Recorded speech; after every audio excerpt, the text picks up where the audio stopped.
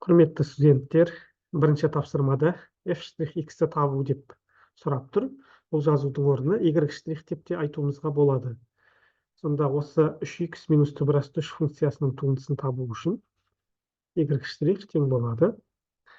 3x-тің туындысы 3-ке тең болады.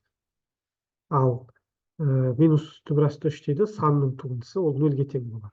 Оны жазбауымызға да болады, бірақ түсінікті болу үшін мен осы жерге көрсетейін. Әдетте мынадай бірінші күні kx қосылған v деген сызықтық функцияның туындысы тең болады k деген туындылар кестесінде формула болды. Сол формулаға сүйенуге болады бұл жерде. Екінші есепті қарастырайық. x куб минус түбірастында 3 дейді. Бұл функцияның туындысын тапқан кезде x-тің кубынан туын тапқан кезде 3x квадрат болады. Азайту түбірастында 3. Мына жердегі минус түбірастында 3. Бұл жерде x-тің алдында тұрған k деген коэффициентпенен тең болып шығады. Үшінші есепті қарастырайық. X куб қосылған 3x дейді. Бұл функцияның туындысын тапқан кезде x кубтың туындысы 3x квадрат болады. Қосу 3x-тің туындысы жай ғана 3 болады. Ал санның туындысы әрдайым 0 болады. Ол 0-ді жазбасақ та жазбайымызға болады.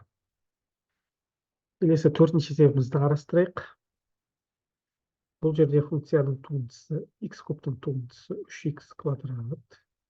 Азайтылған түбірасты 7 деген ол сан, kx деген тәрізді. Түбірасты 7-ның өзі қалады. Плюс пи деген ол сан, санның туындысы әрдайым 0-ге тең, оны жазбауымызға болады. Енді осы жерде біздер әлсін келтіріп отырған бір формуламыз бар. X-тің альфа дәрежесінің туындысы тең болады альфа көбейтілген x-тің альфа минус 1 деп аталады. Дәрежелік функциядан туынды табудың осындай туындылар кестесінде дайын формуласы бар. Біз осыған сүйенеміз көп жағдайда. Мына мысал үшін x-тің кубы деген кезде оның туындысын тапқанымызда альфа алдына түскені тәрізді коэффициент болып 3-те алдына түседі. Сосын 3-тен 1-ді азайтқан кезде ол 2-ге тең болады. 3x квадрат деп бірнеше есепте қатарынан шыққан себебі осыған байланысты. Келесі 5-ші есебімізге келіп қарайық.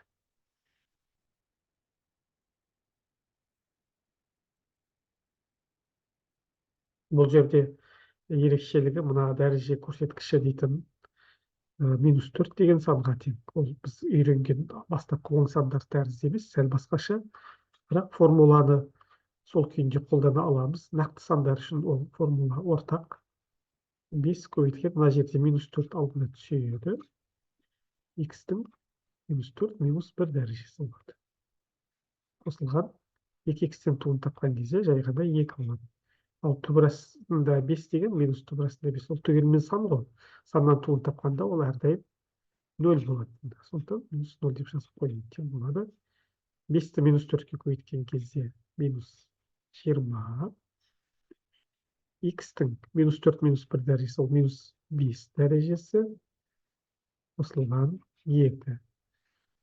Жауапты осы күйінде қалдырып кетуімізге болады. Немесе әр қарайда жазып, теріс көрсеткішті дәрежені оң көрсеткішті дәреже ретінде жазуымызға болады. Ол үшін 20 бөлінген x-тің 5 дәрежесі деп жазамыз.